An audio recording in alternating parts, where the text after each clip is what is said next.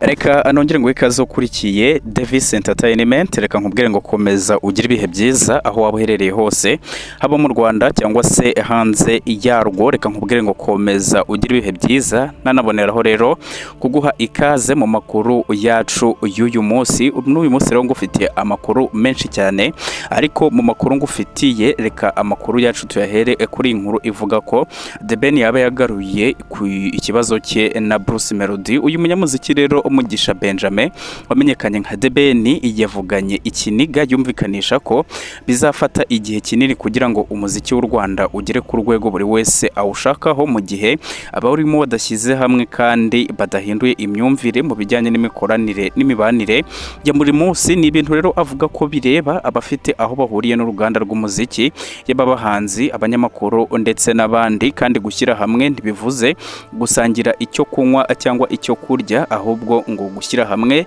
no kugirana ibiganiro bitandukanye byihariye biganisha no ku mubano usanzwe. Yumvikanisha ko rero ngo buri wese akwiye kugira intekerezo zagutse, aho yumva ko rero iterambere rya mugenzi we ari naryo terambere rye. The Ben rero yashimangiye ko akunda cyane Bruce Melody, ngo kandi ko yabimubwiye imbona nkubone mu bihe bigiye bitandukanye, cyane cyane igihe bari bahuriye muri Rwanda Day muri Leta Zunze Ubumwe za Amerika. The Ben rero ngo yavuze ko yahuye bwa mbere na Bruce Melody mu mwaka w'ibihumbi 2017 ubwo yari ari kumwe n'umujyanama we wa mbere ubu ubarizwa mu gihugu cya Uganda. Icyo gihe rero bari bataragira igitekerezo cyo gukorana indirimbo. The Ben rero ati naramuhobeye, bimwe ajya avuga ngo naramukanze, naramuhobeye rwose, ndanamubwira nti muvandimwe ndagukunda kandi ntekereza ko uri umwe mu bafite amahirwe y'intangiriro nziza. Icyo gihe rero ahura na Bruce Melody yari ataragera ku bihangano byinshi, kandi yamubwiye ko ngafite inkoni izamufasha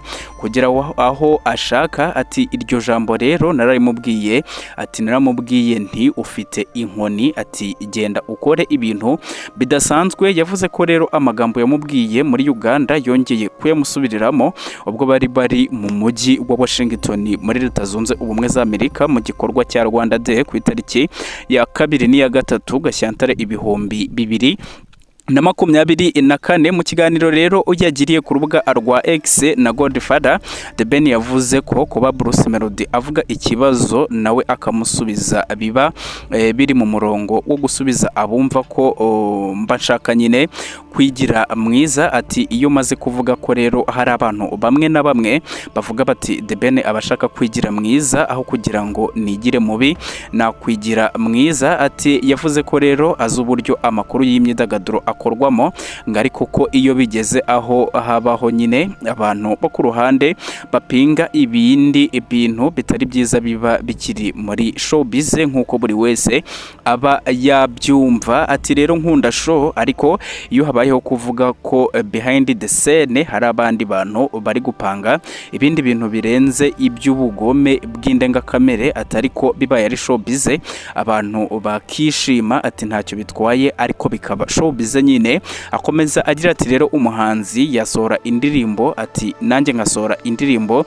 abafana bakishima. Ben rero yamara igihe asohora indirimbo abafana bakababara bakamutuka, ati iyo ni showbiz, ariko iyo hari ugupangwa ibindi bintu nyine bitari byiza ngo hari bihamya bihari bifatika, ati ntibaza ko nagomba kujya hano ngo mpanure. Ati nagerageje kugoragoza ibyabaye mugenzi wanjye, hari interview yavuze avuga ko yumvise asuzuguwe. The Ben rero yavuze ko akimara kureba ikiganiro Bruce Melody yavugiyemo ko yamusuzuguye ubwo bari bagiye gukorana indirimbo ntibikunde, ngo yumvise ko hari ibintu bisanzwe, ariko bigeze aho bishimangirwa na producer Made Beats wakoze iyi ndirimbo ngo yumvisemo ikindi kintu.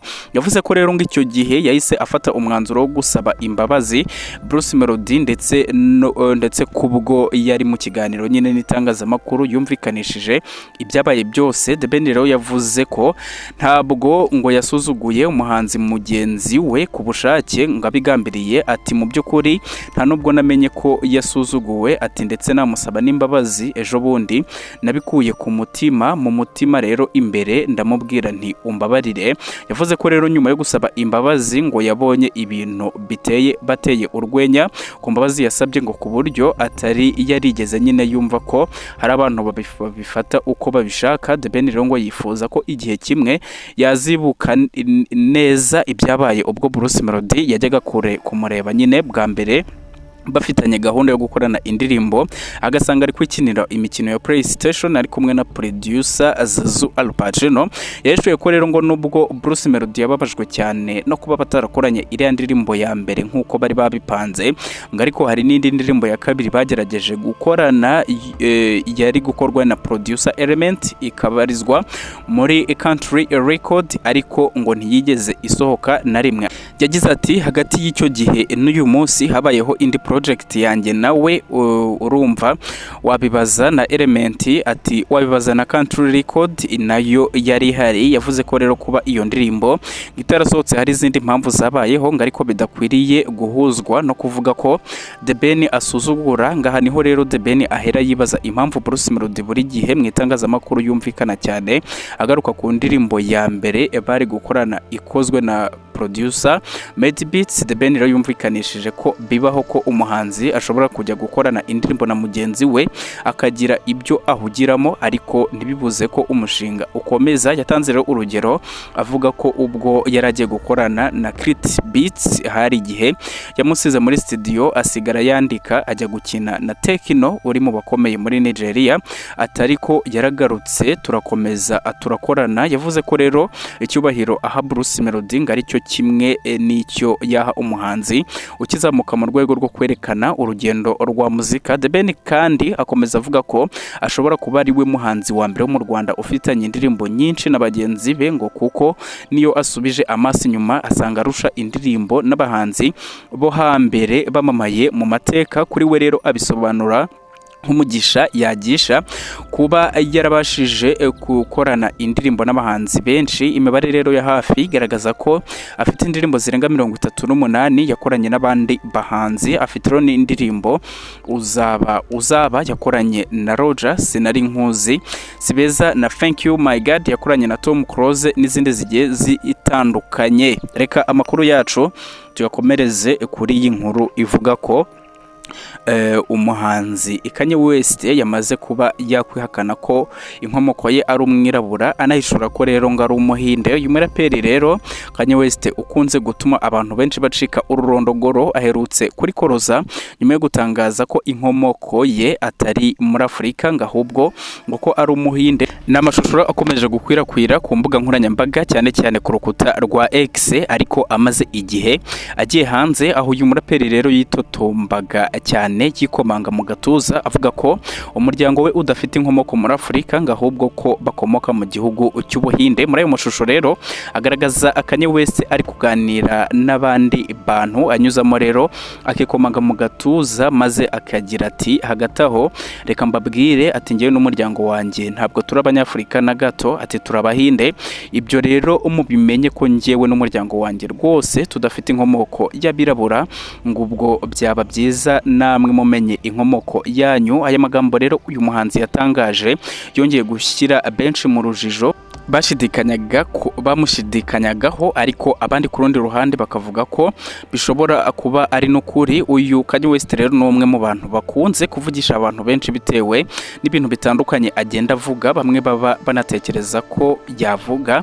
Mu minsi mike rero aherutse kwihakana Yesu avuga ko yamutereranye cyane mu bibazo yagiye hangana nabyo mu gihe yari amukeneye, ngo ariko Yesu we ngo akabona ngo ntacyo ari kumufasha. Mu yandi makuru dufite rero ngo kera kabaye nyina wa Michael Jackson akaba yamaze kuba yahabwa icyari cyaramuraje inshinga mu nkiko. Nyuma y'igihe kirekire rero nyina wa Michael Jackson ahanganye n'abasigaranye imitungo y'umuhungu we, ubu noneho yaryama agasinzira nyuma y'uko rero nyina wa Michael Jackson Catherine Jackson w'imyaka 93 ajuririye urubanza yaburanagamo n'abareberera umutungo w'umuhungu we Michael Jackson kera kabaye madamu madamu Catherine yatsinze ahabwa akayabo ka miliyoni 55 arenga miliyari 55 mu mafaranga y'u Rwanda mu rwego rwo kuzungura umutungo w'umuhungu we. Nk'uko rero TMZ ibivuga ngo ku munsi w'ejo abashinzwe kureberera umutungo wa Michael Jackson nibwo